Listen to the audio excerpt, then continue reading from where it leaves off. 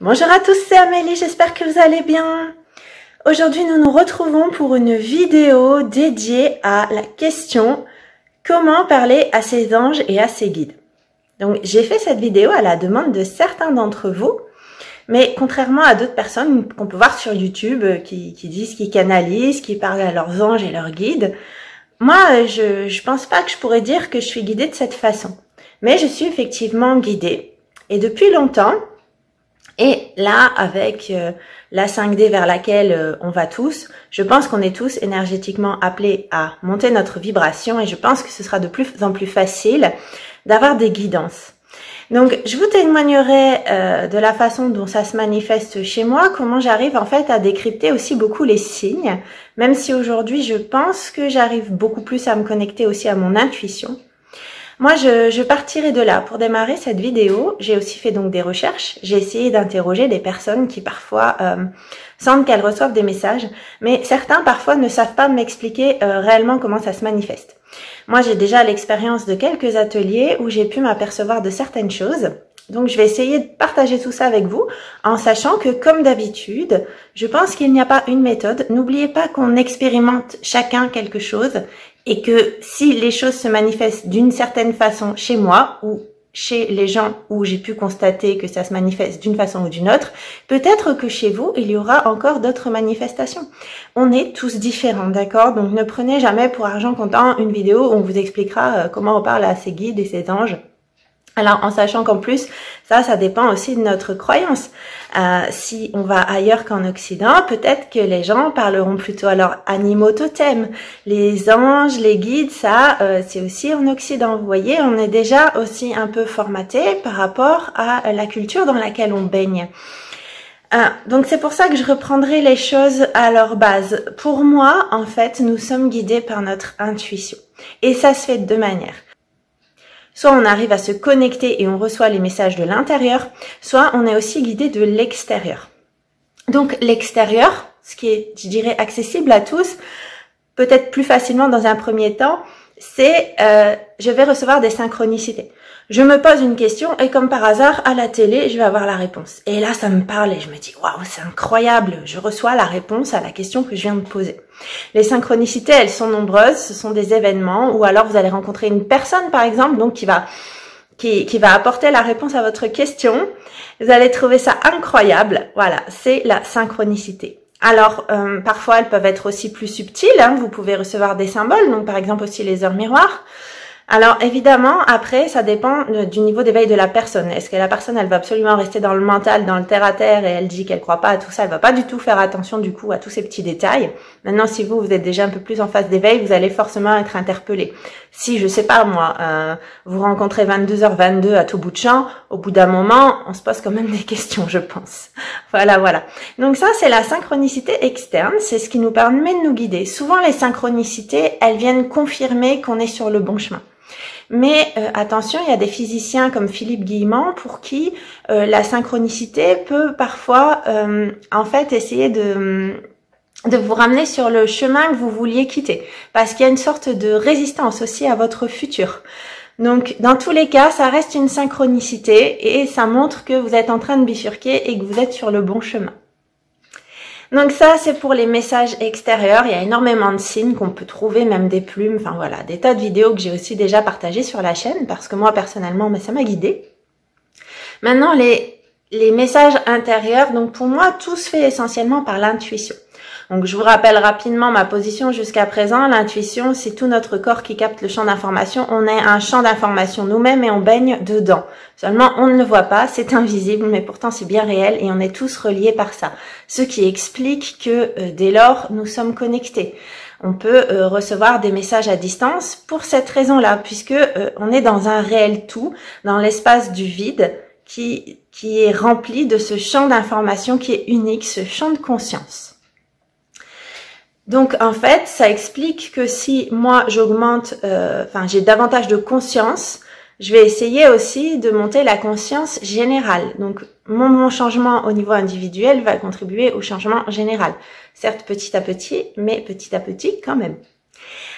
Alors, du coup, vous avez plusieurs possibilités, je pense, pour recevoir les messages. Votre corps les capte et surtout le cœur. Après, à vous d'essayer de faire taire le mental. Donc, c'est-à-dire la phase de réflexion qu'il y a derrière. De toute façon, à partir du moment où vous vous posez des questions, c'est que le mental est déjà intervenu. C'est aussi simple que ça. Est-ce que ça vous fait plaisir? Le message que vous avez reçu, la voie que vous souhaitez prendre, est-ce qu'elle vous fait plaisir? Alors, faites fi des barrières du mental qui va vous dire que c'est pas possible, qui va faire intervenir des tas de paramètres. Souvent, les décisions les plus folles peuvent être les meilleures. Alors, je vous dis pas de prendre de gros risques, mais souvent c'est ça. Alors, néanmoins, il y a plusieurs façons donc pour que ça se manifeste. Il y a la clairvoyance dans un premier temps. Donc, la clairvoyance, ça peut être recevoir des flashs. Enfin, moi, je la vois de deux façons. À vous de me dire si vous êtes d'accord ou pas, hein, mais moi je la vois de deux façons. Il y a le fait d'être assez clairvoyant dans le sens où je discerne très bien les choses. Si je vois des manipulations par exemple dans les médias, etc., je vais savoir que c'est pas ça. Et je suis sûre, je sais pas pourquoi, mais je suis sûre. Pour moi, c'est un peu même un mélange de clairvoyance et de claircognition, et on va y revenir tout à l'heure à la claircognition. Donc il y a cet aspect-là, puis après il y a des gens qui ont peut-être aussi réellement des flashs. Alors je pense, hein, parce que moi j'en ai pas, mais de ce que j'ai pu aussi constater au niveau des ateliers, c'est que c'est vrai que le fait de se reconnecter à son corps et d'essayer de l'utiliser pour avoir une réponse, alors chez certains ça va être des couleurs ou ça va être des ressentis. Voilà, vous voyez, il y a plusieurs façons finalement d'avoir une manifestation. Et ça, c'est grâce à son corps. On interroge son corps, notre corps, il peut aussi nous répondre en dehors d'une simple image. Mais c'est vrai que voilà, ceux qui seront peut-être un peu plus portés sur le visuel auront ce premier don qui se développera d'avoir aussi des flashs, des rêves prémonitoires. Après, il y a la clairaudience, donc le fait d'entendre. Moi, j'ai jamais rencontré de personnes comme ça qui ont pu m'apporter un témoignage, mais la clairaudience, clairement, c'est ça. C'est on entend. Alors aujourd'hui, comme j'ai pas rencontré ces personnes, je saurais pas vous dire si elles entendent comme si voilà, il y avait vraiment quelqu'un qui leur parlait ou si elles entendent de l'intérieur, mais il s'agit en fait d'entendre les choses. Après, on a la clairsentience, donc c'est un don qu'on développe essentiellement par le toucher, et c'est peut-être aussi un des dons qu'on va développer le plus facilement. Alors par le toucher, mais ça veut dire qu'on va par exemple sentir les énergies. Donc moi je les sens très bien, c'est juste très agréable quand on a développé ça parce que on ressent vraiment les choses et on peut donc les ressentir à distance pour les raisons que je vous ai dites. Et en fait certains vont pouvoir sentir peut-être du froid ou de la chaleur ou comme des picotements, des fourmillements. Si on arrive à lâcher prise, notre corps est guidé par le champ énergétique qu'on arrive à capter comme une antenne. Et enfin, on a la claircognition. Donc là, c'est en fait c'est une connaissance qui nous arrive comme ça et on sait que c'est ça et pourtant on l'a pas forcément cherché. Ouais, voilà. Pour moi, c'est clairement du coup intuitif parce que c'est quelque chose qui est très développé chez moi, c'est-à-dire que d'un coup, je sais qu'il faut faire ci ou ça ou que la solution c'est ça. On télécharge en fait directement la connaissance sans forcément être allé voir quelque part. Ou alors, parce que là, je vais du coup passer en phase de témoignage, souvent, moi, pour apprendre aussi tout ce que je sais en spiritualité, pour essayer de comprendre, eh bien, à chaque fois, j'avais sur mon chemin les bonnes infos où je me disais, bah tiens, va voir ça. Ça venait d'un coup, je me disais, tiens, essaye d'aller regarder telle notion, essaye de voir ce que ça veut dire ça. Voilà, et ça vient d'un coup.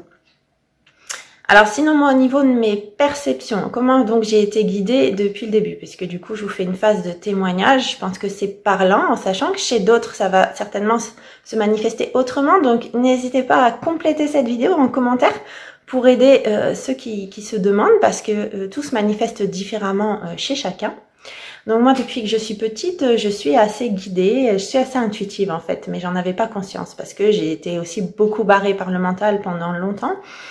Et j'arrive à savoir, bah oui, quelle est la vérité sous-jacente, même quand je vois quelque chose, ou qu'on me présente une réalité, d'un coup, je sais pas pourquoi, mais je me dis, mais non, en fait, la réalité, c'est ça. Et puis, bah, il s'est avéré que j'avais raison. Quand j'étais en présence de personnes toxiques pour moi, en fait, je me sentais pas bien. C'est vraiment un ressenti intérieur, on se sent pas bien, un peu comme un petit malaise intérieur, en fait. Mais je m'écoutais pas, donc je persévérais à rester avec les personnes. Aujourd'hui, je sais très bien que si je sens que j'ai rien à leur dire ou que je me sens pas très bien à leur présence, c'est qu'il vaut mieux leur parler une fois de temps en temps, mais pas faire plus, parce que ça va pas m'amener vers du bon. Ensuite, j'ai les perceptions clairsentience, puisque si je fais un soin énergétique, que ce soit en présentiel ou en distance, je ressens clairement et c'est vraiment génial. Notre corps, il est porté par le champ. Parfois, chez certains où il va y avoir peut-être des blocages énergétiques, vos mains elles bougent. Des fois, c'est comme si vous déverrouillez quelque chose. Enfin, c'est assez extraordinaire comme sensation, vraiment. Une sensation du coup où on contrôle pas. C'est notre corps qui est porté par l'énergie pour qu'on puisse la rééquilibrer. À distance, ça se manifeste clairement par je ressens ce que ressent la personne. Donc s'il y a un dégagement important à faire, ça peut être parfois assez désagréable. Par exemple, une personne angoissée, je vais sentir des nœuds à la gorge. Le temps de transmuter en fait par un fait expiratoire. Du moins, chez moi, ça se manifeste comme cela. Et ce qui est intéressant, c'est que lors de l'échange et des retours, effectivement, la personne a également ressenti des choses quasi similaires. C'est juste, ouais, c'est génial.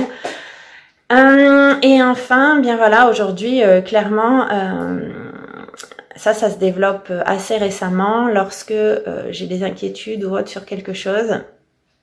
C'est comme si j'entendais une voix à l'intérieur. Donc en fait, on peut avoir l'impression que c'est nous-mêmes qui nous parlons à nous-mêmes. Mais en réalité, c'est bien l'intuition. Donc souvent, peut-être aussi que ça vous arrive à vous. Simplement, on manque de confiance en nous parce que la société nous a formatés vers du terre-à-terre et donc on se dit, non mais je me fais des idées, c'est mon imagination. Donc en réalité, souvent si c'est des messages positifs et rassurants, dites-vous qu'il y a des chances pour que ce soit bien une guidance, en effet. Donc après, vous pouvez appeler ça les anges et les guides si vous voulez, hein. Moi, je préfère dire que c'est aussi mon intuition, c'est une guidance, parce qu'après, on ne sait pas qui nous guide. Concrètement, il y a plusieurs possibilités. Je vous l'ai dit, ça dépend aussi de nos croyances. Ça peut être des animaux totems, on peut croire à autre chose aussi. D'accord? En plus, on est dans un tout, donc tout est possible. Mais voilà, ce qu'il faut, c'est bien comprendre qu'il faut se faire confiance. Quand parfois vous avez une idée, il faut la suivre. C'est pas forcément votre mental, surtout si cette idée elle est immédiate et si elle est assez positive et rassurante. Maintenant, si c'est quelque chose comme des reproches ou quelque chose de négatif, là ça va plutôt être votre mental, parce qu'en général c'est lui qui va souvent juger. Donc voilà ce que j'avais à vous dire et à vous partager pour aujourd'hui. Évidemment, comme tout le monde j'évolue, peut-être que dans quelques mois, je pourrais vous dire que je conçois les choses autrement par rapport à cette façon de parler à ses anges et à ses guides. En tout cas, pour aujourd'hui, c'est ce que j'avais à vous partager. Donc comme indiqué, n'hésitez pas peut-être à compléter parce que peut-être que certains d'entre vous ont d'autres perceptions et pourraient nous expliquer ça aussi. C'est d'expérience sur les ateliers intuition que j'avais menés jusqu'à présent, je peux vous dire que parfois on va s'attendre à une réaction et en réalité on se rend compte que chaque individu a des réactions différentes. Donc c'est juste magnifique, chacun a sa propre expérience. Donc n'oubliez jamais ça, hein. Ne prenez jamais rien pour argent comptant. On est tous ici pour faire des expériences et chaque expérience est unique. Et on fait notre apprentissage. Voilà, j'espère que cette vidéo vous a plu. Je vous remercie. N'oubliez pas de vous abonner, de partager si elle vous a plu. Et je vous dis merci, à bientôt pour d'autres vidéos.